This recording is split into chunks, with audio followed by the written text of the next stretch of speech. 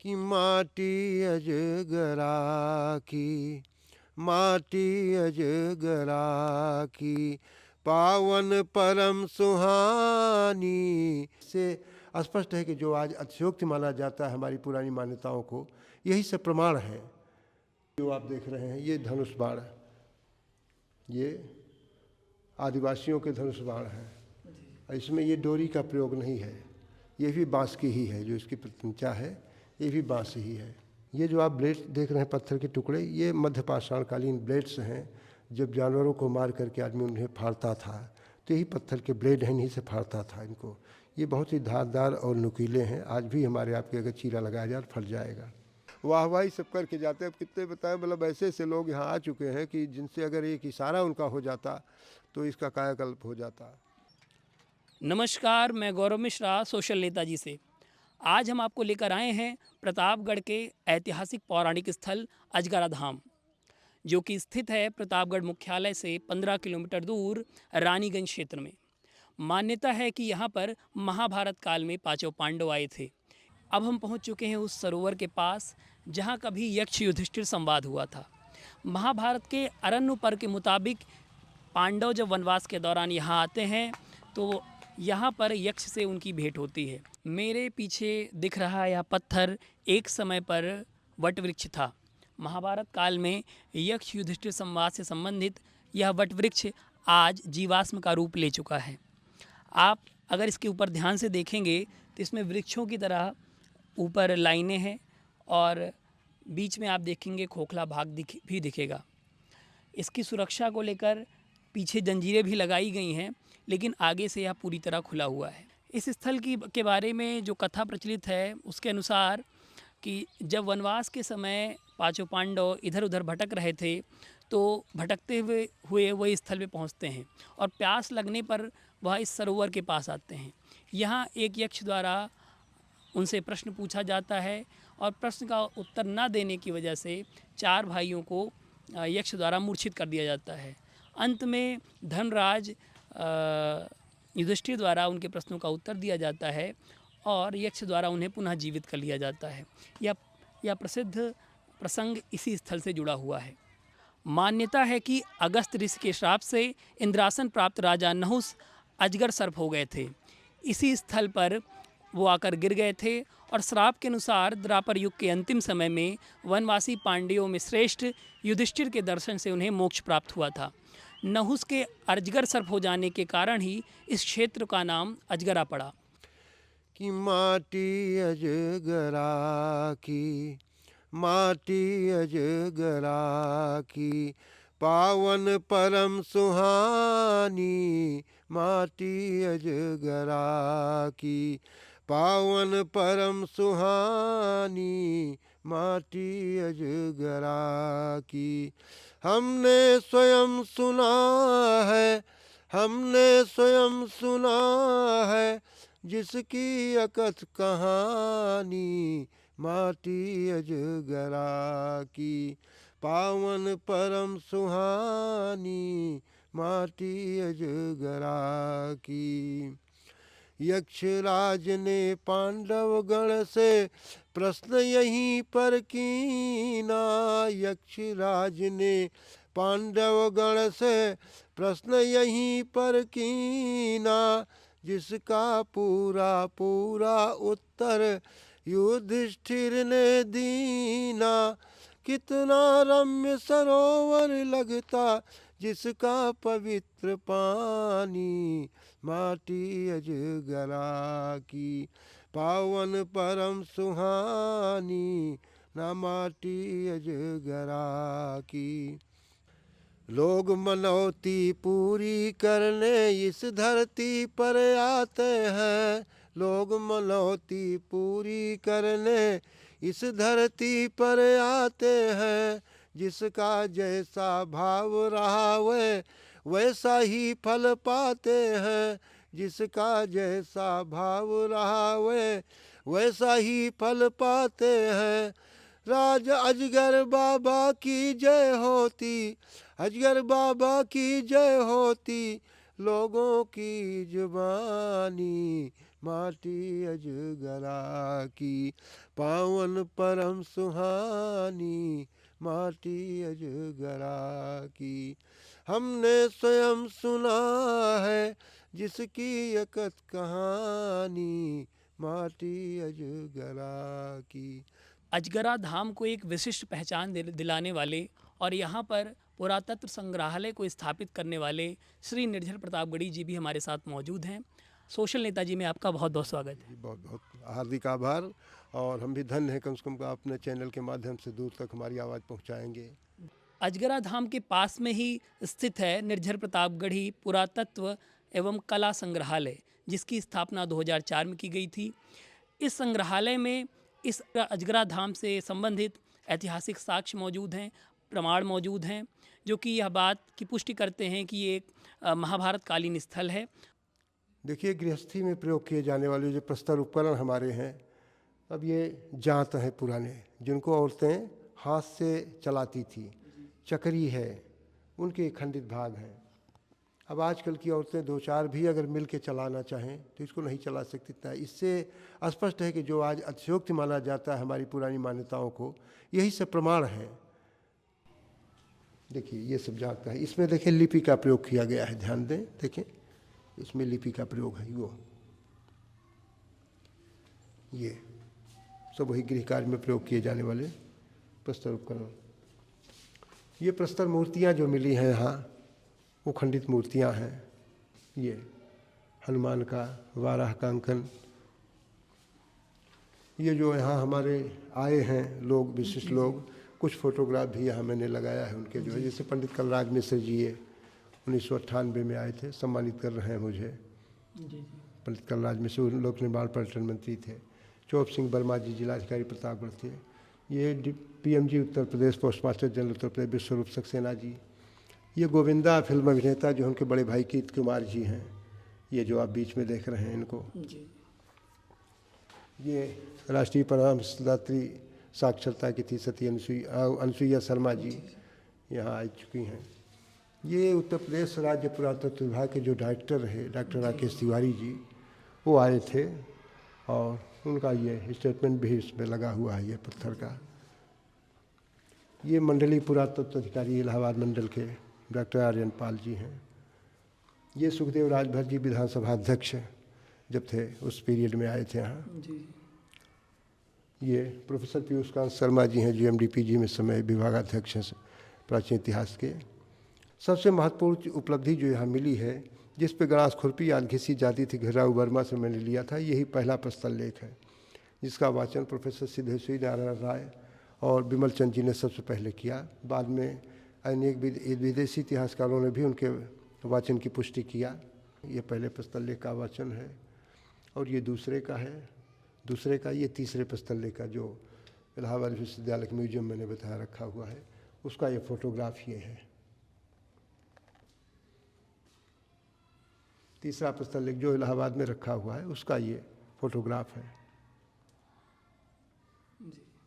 आइए, ये भगवान बुद्ध की प्रतिमा का साइड का पोर्शन है। देखें, पद्मासन मुद्रा में भगवान बुद्ध बैठे हुए, और ये अष्टभुजी गणेश की खंडित प्रतिमा है, जिसमें दो हाथ से, ध्यान दें, गणेश जी सांप खींच रहे हैं, सर्प खींच रहे हैं। ऐसी सर्प खींचने की मुद्रा में गणपति प्रतिमा बलुआ पत्थर पे बनी हुई आपको जल्दी नहीं मिलेगी। ये आधार पीठिका है। ये भगवान विष्णु की प्रतिमा है खंडित। देखें, हाथ में चक्र, ये गुप्त काल की ये सब प्रमाणित हुई हैं। ये हमारे सुभाष पांडे जी संस्कृति मंत्री उत्तर प्रदेश जब थे तो वो आए थे, और उन्होंने ही राज्य पुरातत्व निदेशक को यहीं खड़े खड़े जो है फ़ोन किया और कहा तत्काल पहुँचिए यहाँ म्यूजियम में, आप आइए कल। 5 पांडव, पांडवासी में जो मान्यता यहाँ की है कि पांडवासी में आश्रम बना करके पांडव लोग रह रहे थे, वहीं से यहाँ जल की खोज में अजगरा में आए हैं, तालाब में जल पिए हैं। तो ये 5 पांडवों की जो खंडित मूर्ति मिली है, वो पांडवासी से अभी कुछ दिनों पूर्व हम लोगों ने खोजा है, ये प्राप्त हुई है। और वहाँ के अजय शुक्ल जी, पूर्व प्रधान पांडवासी, और चंद्र प्रकाश शुक्ला जी वहीं के निवासी हैं। ये भगवान विष्णु की प्रतिमा है खंडित, आभा मंडल पीछे देखे बना हुआ है। ये मूर्ति का ऊपरी भाग होते हुए विद्याधर इसमें दर्शाए गए हैं। मूर्ति में ऊपर जो है विद्याधरों का अंकन किया जाता है। ये वाग्देवी की प्रतिमा है, देखें ध्यान दें। वो महिषासुर मर्दिनी की, देखें महिषासुर को मार रही हैं, ये महिषासुर है देवी जी, उनका सिर का भाग नहीं मिला, खंडित है। ये यक्षिणी की खंडित प्रतिमा है, जो यक्ष की चर्चा आई, यक्षिणी की खंडित प्रतिमा है, गले में आभूषण ये। और ये सब लोग कला की वस्तुएं हैं। देखें अब ये सप्तऋषि पट्टिका, इसमें जो नहुस की चर्चा आपने किया, देखें 7 ऋषि इसमें आशीर्वाद की मुद्रा में बने हुए हैं, पद्मासन मुद्रा में बैठे हैं, हाथ आशीर्वाद की मुद्रा में किए हुए, नीचे देखें सर्प की आकृति बनी हुई है। अब ये जिस समय इनको श्राप हुआ होगा राजा नहुस को अजगर सर्प होने का, तो जब ये क्षमा याचना किए हैं तो वही इसमें संदर्भ देते हुए दर्शाया गया है। ये आशीर्वाद की मुद्रा में 7 ऋषि दर्शाए गए हैं। ये राजपूत काल की प्रमाणित हुई है। ये भी मूर्तिखंड ही हैं सब। ये हनुमान का देखें ऊपर का भाग, पर्वत ये हाथ में ली हुई है। ये बैठी मुद्रा में कोई प्रतिमा थी, संभवतः उमा महेश्वर इस मुद्रा में दर्शाए जाते हैं, उन्हीं का खंडित है। जो आप देख रहे हैं ये धनुष बाण, ये आदिवासियों के धनुष बाण हैं। इसमें ये डोरी का प्रयोग नहीं है, ये भी बांस की ही है, जो इसकी प्रतिमा है ये भी बांस ही है। और ये तीर हैं, ये मूर्तिखंड ही है। ये मंदिर का द्वार स्तंभ का साइड का पोर्शन है।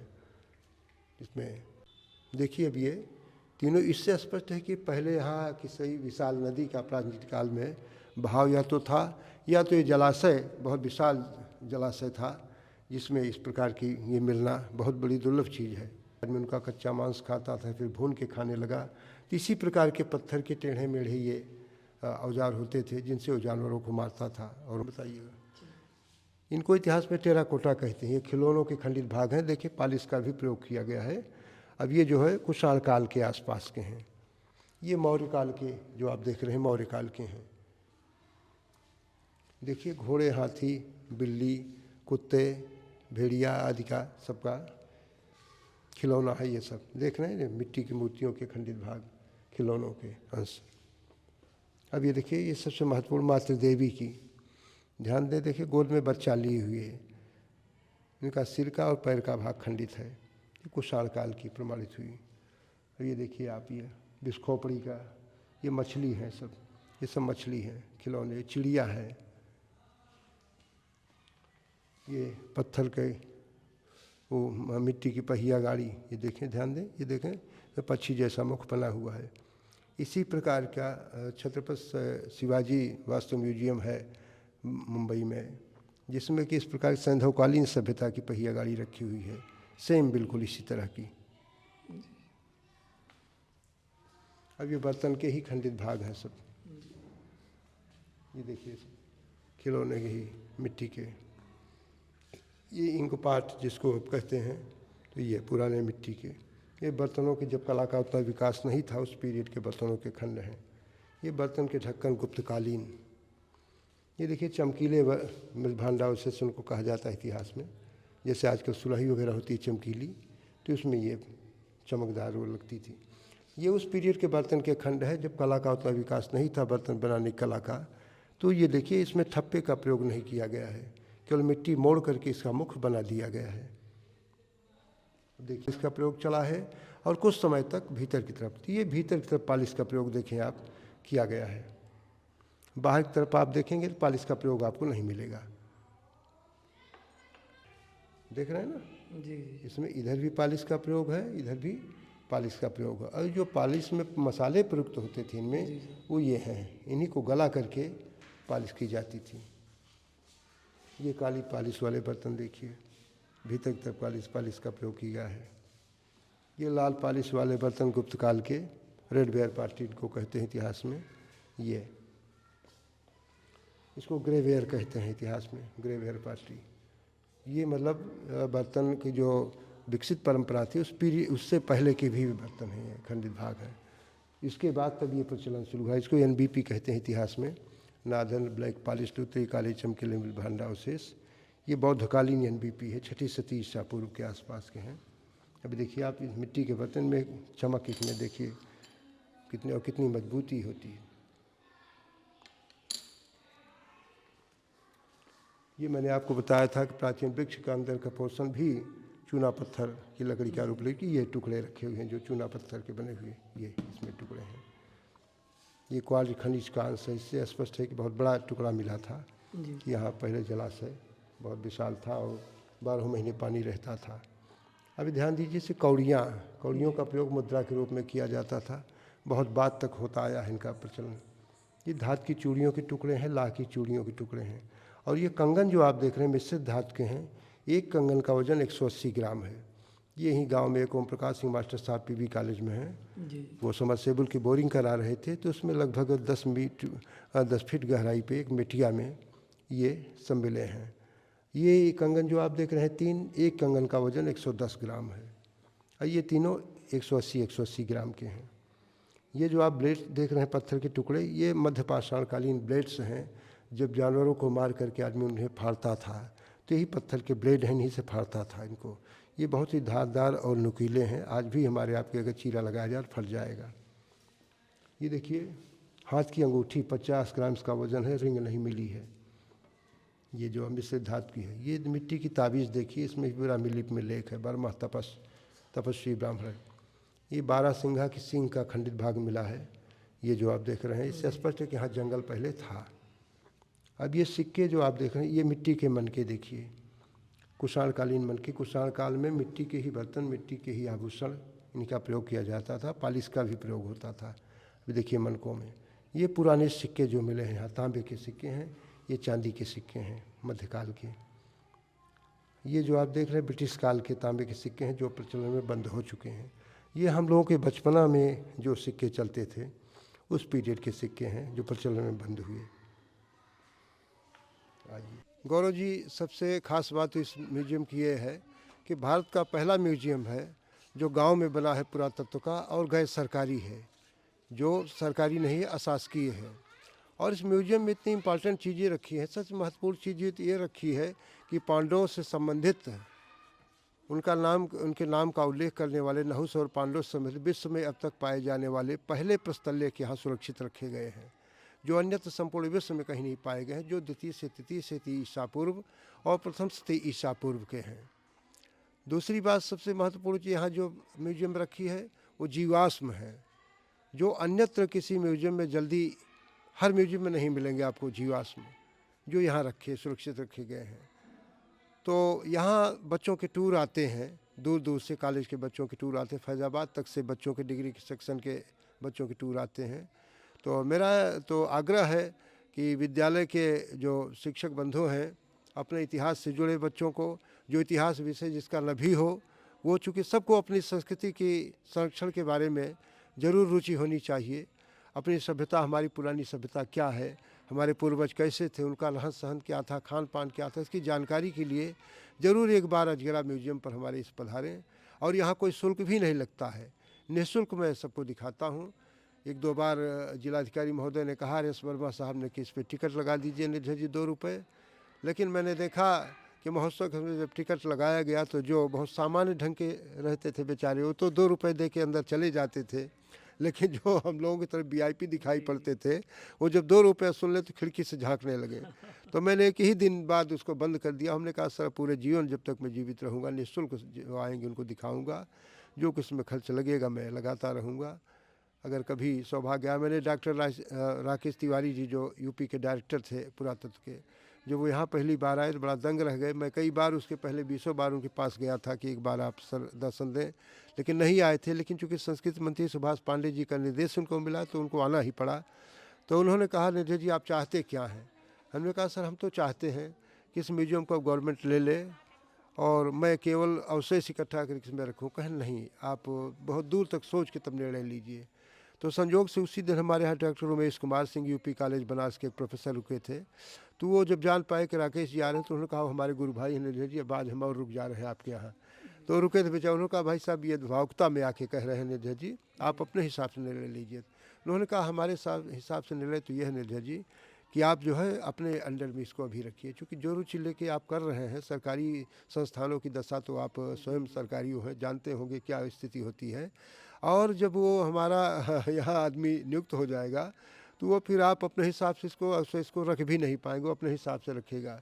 दूसरी बात ये रुचि लेके, इतनी रुचि लेके वो नहीं काम करेगा बिना किसी एड के, बिना उसके जिस ढंग से आप इनको सजा के रख रहे हैं, तो ये चीज़ नहीं हो पाएगी। हाँ, इतना ज़रूर है कि आप मुझसे एड की मांग करिए, पहले से उसका रजिस्ट्रेशन करवाइए। तब हमारा म्यूजियम रजिस्टर्ड नहीं था, तो उनका इसका रजिस्ट्रेशन करवा लीजिए, हमसे एड की मांग करिए, मैं आपको म्यूजियम को एड दूँ और अपने हिसाब से आप इसका विकास करवाइए।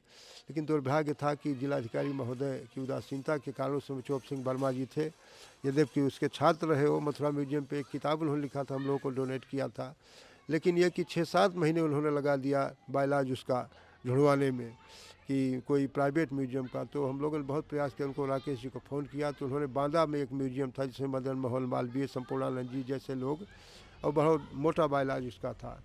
तो वो उसकी कापी उसकी आई तो तैयार हुआ, तब तक राकेश जी सेवानिवृत्त हो गए और ये मामला फिर वैसे ठंडे के बस्ते में पड़ा रह गया। तो आज बस ऐसे आप लोग आ जाते हैं, हमारा भी उत्साह बढ़ जाता है, कम से कम ऐसे लोग आए, इसका सदुपयोग हो रहा है। रिसर्च स्कॉलर आ जाते हैं, बहुत खुश होता हूँ, कम से कम चलिए अजगरा पे शोध हो रहा है, लिख रहे हैं लोग। अभी तमाम क्षेत्रीय लोगों को ये नहीं मालूम, हमको भी कितनी चीज़ें नहीं मालूम कि अजगरा पे कहाँ कहाँ लिखा गया है। अभी एक किताब इन दिनों मैंने देखा, मिर्ज़ापुर के राजकीय डिग्री कॉलेज के एक शिक्षक की लिखी हुई पुस्तक, जिसमें अजगरा का उल्लेख है, यक्षगिरी का उल्लेख, सब कुछ मेरा भी उल्लेख उन्होंने किया है। विमल चंद जी ने अपनी किताब में मेरा उल्लेख किया है। अब वो सब जब पढ़ता हूँ, ऐसे ऐसे तमाम लोग हैं। प्रोफेसर यफार अलचिन कैम्ब्रिज विश्वविद्यालय लंदन के, उन्होंने अजगरा के प्रस्तल लेखों पे लिखा है। अब वो चीज़ जब जानकारी मिलती है तो दिल खुश हो जाता है, चलिए कम से कम इतनी दूर तक अजगरा का नाम जा रहा है। अब इससे बढ़ के और क्या चीज़ हो सकती है भाई। अब ये तो अपने देश के राजनेताओं की, क्षेत्र के राजनेताओं की, शासन प्रशासन की बात है कि वो इसका विकास कर रहे हैं कि नहीं कर रहे हैं। फिलहाल हम लोग तो क्षेत्रीय सहयोग से जुटे ही हैं। अब आप लोग आ रहे हैं और उत्साह बढ़ रहा है। कोई सहयोग आज तक नहीं मिला है, कभी कोई सहयोग। वर्तमान जिलाधिकारी महोदय और पूर्व एसपी सतपाल अंतिल जी, ये भी यहाँ आ चुके, बहुत प्रभावित हुए डीएम साहब। लेकिन ये कि बस वही प्रभावित हो गए बस। वाहवाही सब करके जाते हैं। अब कितने बताएं, मतलब ऐसे ऐसे लोग यहाँ आ चुके हैं कि जिनसे अगर एक इशारा उनका हो जाता तो इसका कायाकल्प हो जाता। लेकिन वो भी जाने के बाद फिर जो है सब भूल जाता है। अब उप मुख्यमंत्री से ज़्यादा, विधानसभा अध्यक्ष से ज़्यादा क्या हो सकता है।